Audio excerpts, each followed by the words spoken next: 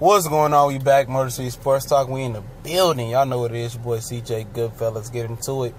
And Matthew Stafford has suddenly became or about to become the third highest paid quarterback in his division. You know, everybody complaining. I heard somebody say just the other day, Matthew Stafford is overpaid. If we didn't overpay Stafford, we can whoop, whoop, whoop. Look here, man. Let me say this first. If you didn't overpay Stafford, okay, you will probably still be in the predicament that you are in. You know, it's about evaluating talent. And Bob Quinn, we'll see, years go on, we'll see how great he is evaluating talent in the draft. Because just because you got a big contract like Stafford on there, it don't mean that he's hampering the talent level. You got to be able to identify talent, not in the first, second round, but the third, fourth, fifth, sixth round, sometimes the seventh round of the draft. And that's where you get premium talent if you know how to identify it for a cheaper price. So the notion that, Stafford is overpaid, it's hampering the lines. At one point you had Ndamukong Suh monster contract, Calvin Johnson monster contract, and Matthew Stafford's monster contract on the team. It doesn't matter. If your general manager can't identify talent, it don't matter. I'm tired of people saying that, slappy fans saying, he's overpaid. Look at him now. He's the third highest quarterback in the NFC North. Jimmy Garoppolo got more than him. How many playoff wins he got? How many playoff appearances he got? Matt Ryan's paid more than him now. And what has he done? He got every imaginable weapon. Good defense, good special teams, good offense, all these weapons. He can't get it done. Kirk Cousins, what has he exactly won? All right. Aaron Rodgers, he deserved this $180 million contract. That's what it can be with incentives and all that stuff. He deserved that. He balling. We seen that last year. Without him, they don't go. Period. Ain't no go. All right? And the same thing without the Lions. You think you can trust Rudock and Matt Castle get you a win? Nah. Everybody want to blame Stafford for everything. How about you blame the general managers? Martin Mayhew, who missed picks every round. He missed a pick one draft. A few drafts damn near. Every round. His track record for drafting 6 rounders is better than 2nd rounders. Willie Young, Quadre Diggs. Best 2nd round pick was probably Darius Slay. It probably was Xander's pick that year. That was the year Xanders came, right? Brian Xanders, that was supposed to show the Lions how to draft and get organized. But the same guy you guys say overpaid is these quarterbacks, just passing them up. So what's the excuse going to be? Everybody want to blame Stafford. What was here before Stafford? Charlie Batch, Andre Ware, Scott Mitchell, John Kidner, Mike McMahon, Drew Stanton. I mean, the list goes on. The list goes on and on and on, just as the beat goes on, like the Whispers say. They always looking for a blame guy. And blaming the wrong guy. Blame the Fords. Blame Martin Mayhew and Tom LeWine. If Quinn don't get it right, blame him.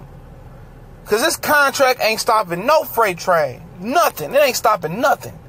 From them 2nd, 3rd, 4th, and 5th, and 6th, 7th round picks. That's where you build your team at. Through the draft and picking right. Taking chances. And the Lions don't take chances. And I understand why Bob Quinn can't take chances. I understand that because Martin Mayhew, all these bad drafts between Mayhew and Matt Millen, which is the same regime, has killed the depth of the Detroit Lions to this day. So he has to build the depth up with safe picks. He got to get it right. He can't go for the flashy pick. Because when your roster's been deprived of talent, it ain't because we can't go out there and get the big free agent. The Fords don't want to do that no way. They don't want to spend money on no big free agent. They don't.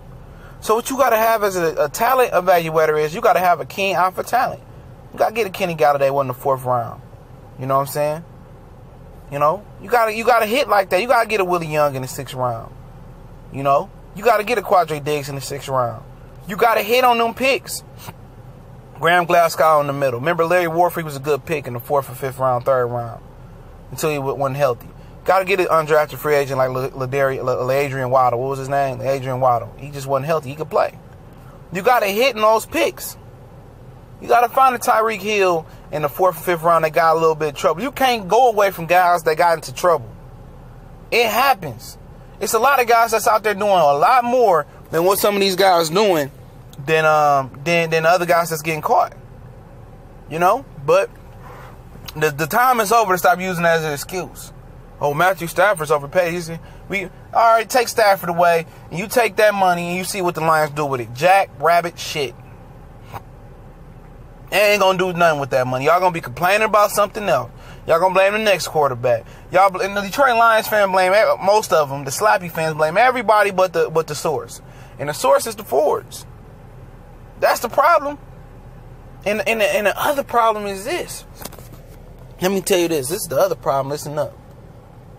The other problem is the fans, no matter where they are in Michigan, that come to watch the Lions, no matter how good or bad the Lions are, they continue to support this team. I remember the Tigers was bad in the 90s, and nobody come show up for the Tigers. Nobody come show up for the Pistons, but the Lions, they gonna show up. Good, bad, ugly. 0-16, a few people showed up. That was the extreme. People stopped showing up. They gonna show up, and when you keep showing up, making the Fords money, they'll upgrade the stadium. That's a speeding ticket for them. They'll put a board in there. They'll put a slows in there. They'll put better wire. That's a speeding ticket.